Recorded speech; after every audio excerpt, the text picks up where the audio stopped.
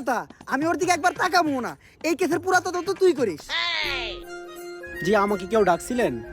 হ্যাঁ, আমি তো ডাকছি আপনারে। স্যার, এটা আপনি মুখ না পুটকি, জবানে কোনো ঠিক ঠিকানা নাই। আসলে আমরা আপনার কাছে একটা ব্যাপারে জিজ্ঞাসাবাদ করতে আসছিলাম। জি, কি জানতে চান বলেন।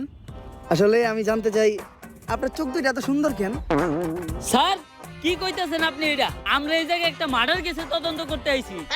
ও সরি, ভুলে গেছিলাম। আসলে আপনার চোখের গভীরতা এত যে ওই জায়গায় আমি পাই না ঠাই।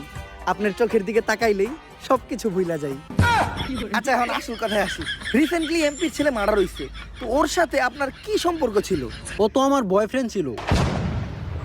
বয়ফ্রেন্ড? এই, ওই খুন করছে, ওই হারকিউলিস, ধর হবে।